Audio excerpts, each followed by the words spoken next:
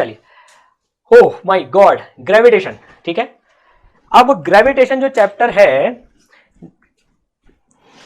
Gravitation जो chapter है बच्चों, इसमें से मेनली अब इसमें से क्या आता है, बैक टू द रिवीजन। चलिए भाई, तो ग्रेविटेशन का फटाफट से रिवीजन करते हैं।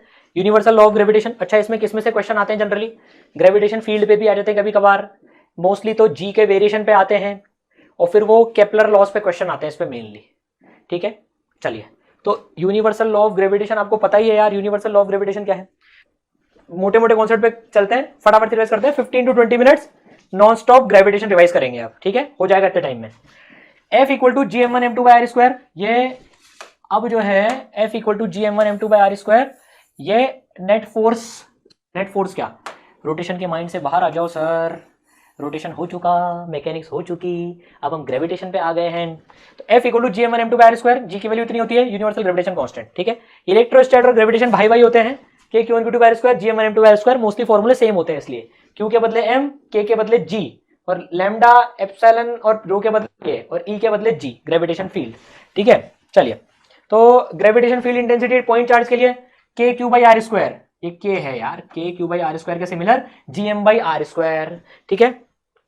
ये मैं इसलिए वापस ले रहा हूं, इस पे 2 बार क्वेश्चन आ चुके हैं 10 साल के अंदर में, 2 बार क्वेश्चन आ चुके हैं। होलोस्फीयर के चक्कर में फील्ड का ग्राफ पूछ लिया जा चुका है, तो अंदर होलोस्फीयर में फील्ड 0 और उसके बाहर G M by are square जो पॉइंट चार्ज के चक्कर में होती है, जैसे इलेक्ट्रोस्टैट में पढ़ा था, याद है कि नहीं नालायकों, के क्यू बाई आर स्क्वायर जैसी है ये फिर ये, ठीक है, वापस नहीं बता रहा, इलेक्ट्रोस्टैट में कर चुके हैं ये और फिर ये, ठीक है। ये 1 बाई आर स्क्वायर की तरह से वेरी हो रही है बाहर, ठीक है। सॉलिड स्फीयर में देखो G M by are square maximum होती है यहाँ 0 से r, तो G M R by R cube, graph याद रखना, सॉलिड में 0 से लेकर बढ़ के फिर 1 बाई आर स्क्वायर का वेरिएशन, राइट, पता है हमको। Acceleration due to gravity, now this is very important slide. Acceleration due to gravity का वेरिएशन कैसे होता है, एक्सेलरेशन ड्यू टू ग्रेविटी का वेरिएशन होता है अर्थ के सरफेस पे, किसी प्लेनेट के सरफेस पे होती है G M E by are square, capital G M E by are square, इसको कैलकुलेट करो 9.8 आ जाएगी। अगर हम किसी हाइट पे जाते हैं तो उसमें ऐसे वेरी करती है, याद रखना ये G naught 1 plus H by R का होल स्क्वायर, ऊपर जाते हैं तो जी की वैल्यू कम होती है, जैसे जैसे और बढ़ेगा एच, जी की वैल्यू और कम होगी। अगर छोटी हाइट की बात करें और बाइनोमियल अप्रोक्सीमेशन लगाएं तो G naught 1 minus 2 H by R, G naught 1 minus 2 H by R, super fast revision कर रहे हैं, देखो भी अपन एकदम सुपर फास्ट, रुकेंगे नहीं, G naught 1 minus 2 H by R. Depth D पे जाते हैं, अगर डेप्थ डी पर जाते हैं तो भी जी घटता है 1 minus D by R, 1 minus D by R से, तो ऊपर गए तो G naught upon 1 plus H by R का होल स्क्वायर, नीचे गए तो G naught 1 minus D by R, centre पे जी 0 हो जाती है, अर्थ के सेंटर पे जी 0 हो जाती है, याद रखना है, बहुत इंपॉर्टेंट है ये, ठीक है। चलो, gravitation potential energy, gravitation potential energy कितनी होती है, माइनस लग जाता है यहां पर G M one M two by R, G M one M two by R, 2 point charges हैं, G M one M two by R, वहां हमने पढ़ा था के Q one Q two by R, यहां पर similar G M one M two by R minus sign के साथ आती है, माइनस साइन के साथ आती है क्योंकि इंफिनिटी पे 0 रहते हैं, और ग्रेविटेशन फोर्स हमेशा अट्रैक्टिव होती है, हमेशा अट्रैक्टिव होती है ग्रेविटेशन फोर्स, ठीक है। तो minus G M one M two by R, right. चलिए, ग्रेविटेशन, अच्छा ये सॉलिड स्फीयर के चक्कर में भी इतनी होती है, बाहर एक स्फीयर है उसके चक्कर में, स्फीयर और एक पॉइंट चार्ज में minus G M one M two by R, ठीक है। अब ग्रेविटेशन पोटेंशियल सिमिलर तरीके से डिफाइंड है, के क्यू बाई आर के बदले minus G M by R, minus G M by R, बिल्कुल सेम तरीके से। सैटेलाइट का मोशन अगर अपन देखें, सैटेलाइट का मोशन अगर अपन देखें बच्चों, ये इंपॉर्टेंट है अभी सैटेलाइट का मोशन, अभी तक तो इलेक्ट्रोस्टैट के सिमिलर चीज पढ़ ली, अब सैटेलाइट का मोशन देखते हैं फटाफट से। सैटेलाइट जब मूव करती है किसी प्लेनेट के अबाउट में, एमएस सैटेलाइट का मास है, आर रेडियस में कर रही है, सेंटर से नाप रहे हैं, वी स्पीड से जा रही है, तो वी की जो वैल्यू आ जाती है under root G M E by R, under root G M E, जहां पर एम जो है मास ऑफ अर्थ है, यहां पर m जो है वो मास ऑफ अर्थ है, ध्यान रखना, मास ऑफ अर्थ है ये, तो ये इसके मास पे डिपेंड नहीं कर रही है velocity, under root G M E by R, R centre से इसके सेंटर तक का डिस्टेंस है सैटेलाइट और इसके बीच का। Time period 2 pi R by V, तो time period 2 pi R by V, V की वैल्यू डाल दी तो 2 pi under root R cube by G M E. सबसे इंपॉर्टेंट चीज है टाइम आर की पावर 3/2 के प्रोपोर्शनल होता है, टाइम पीरियड आर की पावर 3/2 के प्रोपोर्शनल होता है, समझ गए, आर की पावर 3/2 के प्रोपोर्शनल होता है टाइम पीरियड। सर्कुलर ऑर्बिट में जब सैटेलाइट मोशन करती है तो पोटेंशियल एनर्जी, काइनेटिक एनर्जी और मैकेनिकल एनर्जी इतनी होती है। पोटेंशियल आपने पढ़ ही लिया, minus G M one M two by R, potential energy पढ़ के आया था ना, U minus G M one M two by R, kinetic energy half M V square, V की वैल्यू रख देना आ जाएगी, टोटल मैकेनिकल एनर्जी इतना जोड़ के आ जाएगी। तो ये रिलेशन होता है potential by 2 equal to kinetic equal to mechanical energy. समझ गए। इसमें कैसे सवाल आते हैं कि एक ऑर्बिट से दूसरी ऑर्बिट में सैटेलाइट को भेजना है, कितना एक्सटर्नल एजेंट को वर्क करना पड़ेगा। ध्यान से सुनो, कैसे सवाल आते हैं कि अगर मुझे R1 के ऑर्बिट से R2 के ऑर्बिट में भेजना है तो कितना वर्क डन करना पड़ेगा, चेंज इन मैकेनिकल एनर्जी के बराबर वर्क डन करना पड़ेगा। वर्क एनर्जी थ्योरम लगा देना, सबके फॉर्मूले आपको याद है, पोटेंशियल का फॉर्मूला पता है, काइनेटिक का फॉर्मूला पता है और दोनों का सब मैकेनिकल एनर्जी के बराबर पता है। तो ऐसे सवाल आते हैं, एक ऑर्बिट से दूसरे ऑर्बिट में भेजने में एक्सटर्नल एजेंट को कितना वर्क करना पड़ेगा, चेंज इन मैकेनिकल एनर्जी। एक बार R1 डाल देना, एक बार R2 डाल देना। जियो स्टेशनरी सैटेलाइट के बारे में कुछ इंफॉर्मेशन बता देता हूं, ठीक है ना, कभी बाई चांस आ जाए तो ज्यादा नहीं आता, पर फिर भी जियो स्टेशनरी सैटेलाइट वो होती है जो 24 घंटे जिसका टाइम पीरियड होता है, जो एक जगह अर्थ के टाइम पीरियड के बराबर जिसका टाइम पीरियड होता है ना, वो जियो स्टेशनरी सैटेलाइट कहलाती है। ठीक है, समझ गए। ये इक्वेटोरियल प्लेन में रोटेट करती है, ये इक्वेटोरियल प्लेन में रोटेट करती है वेस्ट टू ईस्ट, जैसे अर्थ रोटेट करती है। इसकी एंगुलर वेलोसिटी अर्थ के रेस्पेक्ट में 0 होती है। इसके ऑर्बिट को पार्किंग ऑर्बिट कहते हैं। ये टेलीकम्युनिकेशन, वेदर फोरकास्टिंग इनमें काम आती है। ठीक है, सिंपल यार, जियो स्टेशनरी आपको पता है। इसका लेक्चर देख लेना इस लैब में, मजा आ जाएगा, फील आ जाएगी एकदम। मेन चीज, इसका टाइम पीरियड 24 आवर्स होता है, 24 आवर्स। तो ये अर्थ के सेंटर से इतना किलोमीटर पर, सरफेस से देखें तो सरफेस से 36,000 किलोमीटर दूरी पर इसका रेडियस होता है। 36,000 किलोमीटर पे इसका रेडियस होता है जियो स्टेशनरी का, जो अर्थ के रेस्पेक्ट में स्टेशनरी होती है। मैं अर्थ हूं, मान लो मैं धरती हूं, ये सैटेलाइट है, तो मेरी मुंडी 24 घंटे में घूम के वापस आ जाएगी, तो ये भी मेरे साथ एकदम ऐसे घूमती रहती है, हमेशा मेरे आंखों के सामने रहती है। That is Jio stationery. तभी तो एक जगह फोकस कर पाती है हमेशा। सोचो आप, क्रिकेट मैच चल रहा है, मेरी नाक के यहाँ पर इंडिया इंग्लैंड का क्रिकेट मैच चल रहा है, मैं धरती हूँ मान लो, और इधर फुटबॉल मैच चल रहा है अमेरिका में कहीं यहाँ पर, है ना, तो मान लो अभी सैटेलाइट इधर उधर हो जाती, तो यार यहाँ क्रिकेटर ने यहाँ से तो छक्का मारा और ये सैटेलाइट मेरे सामने से, मैं तो धीरे घूम रही हूँ, तेज घूम के इधर आ गई, तो आपको टीवी में क्या दिखेगा उस चैनल पे, इसने छक्का मारा और गोलकीपर ने बॉल रोक ली ऐसा दिखेगा आपको फिर। इसलिए जियो स्टेशनरी सैटेलाइट जो है वो हमेशा अर्थ के एकदम सामने होती है, बिल्कुल एकदम, ठीक है ना, 24 घंटे। ठीक है, चलो ऑर्बिटल वेलोसिटी याद करने की जरूरत नहीं है यहाँ, ठीक है, नंबर से याद रहे तो अच्छी बात, नहीं तो कोई टेंशन नहीं है। टाइम पीरियड याद रखना, 24 घंटे होता है। फिर इसकी बंधु होती है पोलर सैटेलाइट, वो यूं घूमती रहती है, वो ऐसे ऐसे चक्कर काटती है, तो बड़ा कॉम्बिनेशन में करती है काम वो। मैं यूं घूम रहा हूँ और वो मेरे ऊपर ऐसे ऐसे घूम रही है, मैं यूं घूम रहा हूँ, तो वो क्या है, अलग अलग एरिया का कवरेज करती है वो। ठीक है, polar satellite. Time pass, main चीज Kepler law, first law of orbit, ये कोई पूछता नहीं है, फिर भी पढ़ लेते हैं। सारे प्लेनेट इलिप्टिकल ऑर्बिट में घूमते हैं, ठीक है ना, और सन एक फोकस पे होता है। सारे प्लेनेट इलिप्टिकल ऑर्बिट में घूमते हैं और सन एक फोकस पे होता है। ठीक है, तेज भगाऊं इसको तो मैं आगे, केपलर लॉ फर्स्ट लॉ को। तो सेकंड लॉ जो है, अच्छा नहीं रुको, अभी ये एक अपोजी और पेरिजी का कॉन्सेप्ट होता है। ये जब ऐसे घूमती है ना, तो एक सबसे दूर वाला पॉइंट और सबसे पास वाला पॉइंट, सबसे पास वाले पॉइंट को पेरिजी बोलते हैं। देखो ये यूं घूम रही है, ये यूं घूम रही है, ये ऐसे घूम रही है, पास वाले को पेरिजी, दूर वाले को अपोजी। पेरिजी apogee, पेरिजी apogee. ट्रिक याद करने की ट्रिक क्या होती है, पी से पास और पी से पेरिजी, पी से पास और पी से पेरिजी। तो जब सन के सबसे पास प्लैनेट होता है, जब सबसे पास होता है, तो यहां पर इसकी स्पीड मैक्सिमम होती है। जब आर मिनिमम तो वी मैक्सिमम, आर मिनिमम तो वी मैक्सिमम। और जब अपोजी पे होता है, आर मैक्सिमम तो वी मिनिमम, आर मैक्सिमम तो वी मिनिमम।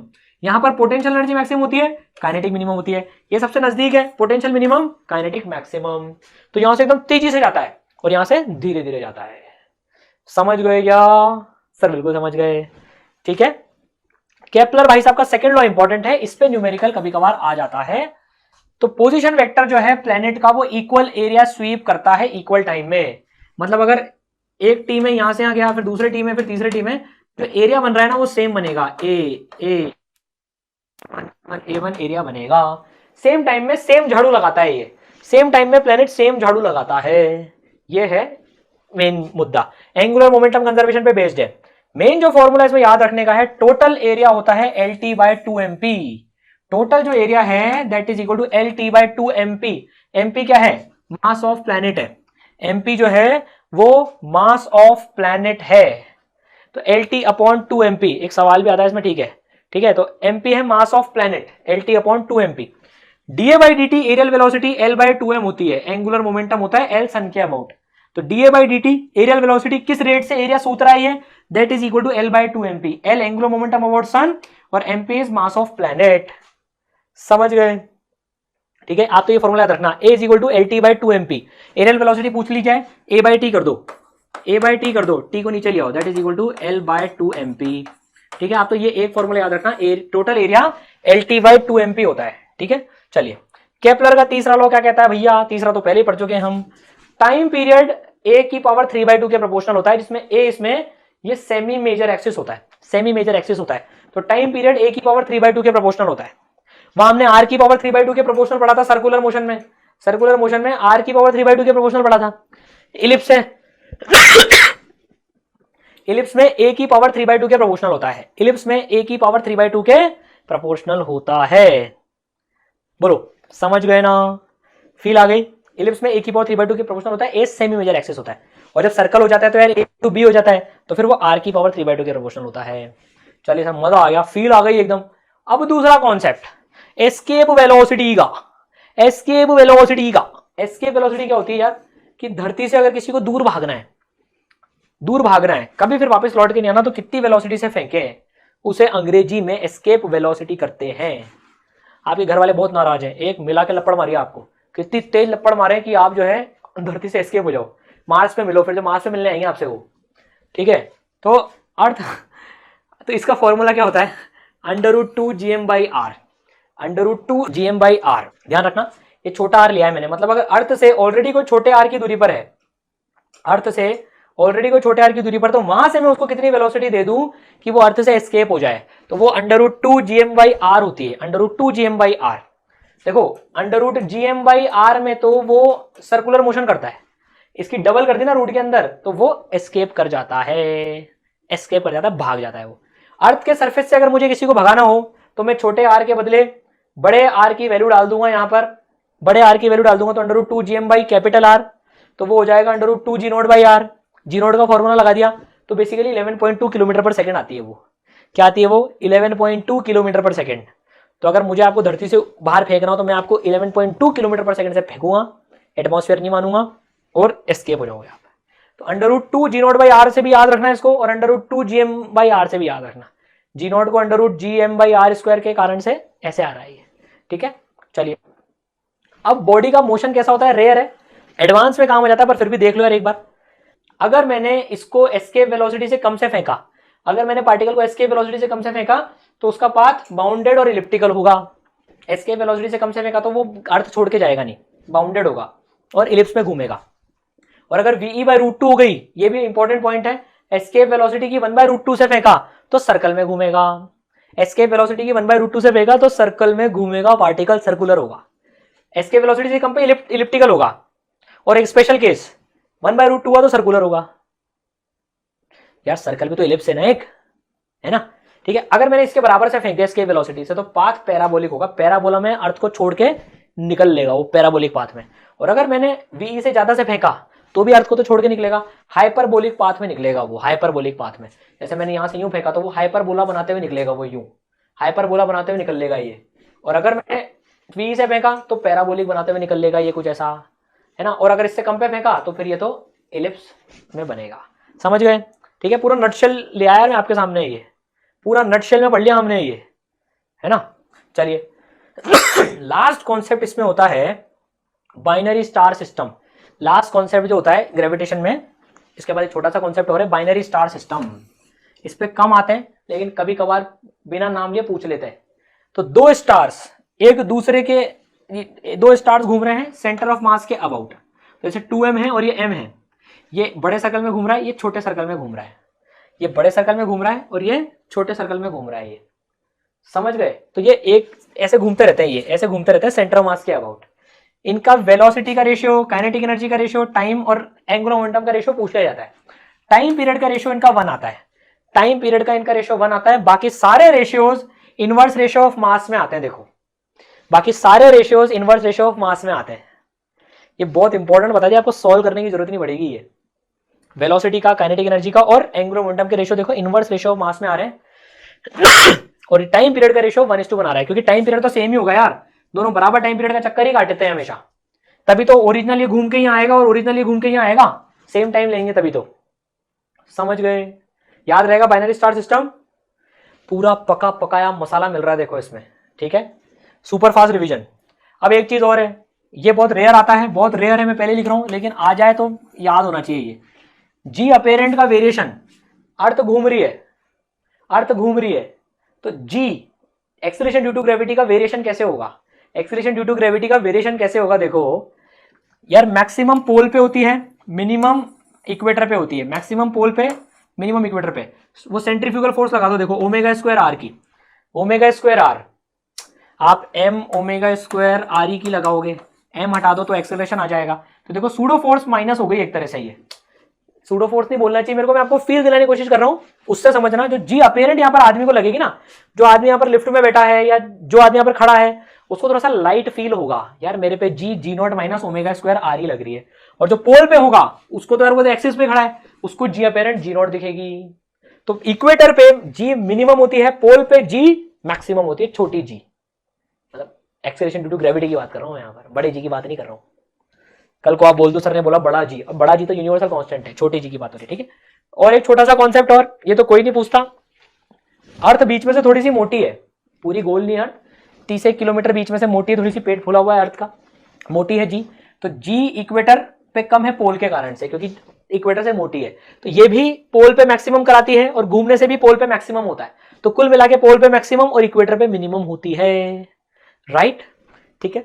चलिए एक एक्सेप्शनल सवाल कई बार पूछ लेते हैं इसमें, अर्थ में टनल खोद दी भाई साहब, अर्थ में टनल खोद दी, एक पार्टिकल को धक्का देके छोड़ दिया थोड़ा सा, तो ये पार्टिकल एसएचएम करेगा, एसएचएम करेगा पार्टिकल, ये अगला टॉपिक आने वाला है एसएचएम, तो ये पार्टिकल एसएचएम करेगा, जिसका time period 2 pi under root R cube by GM होगा, वही जो सैटेलाइट का टाइम पीरियड है ना, जो आर रेडियस पे अगर कोई सैटेलाइट भेज दूं, वही सेम टाइम पीरियड से ये टनल में करेगा।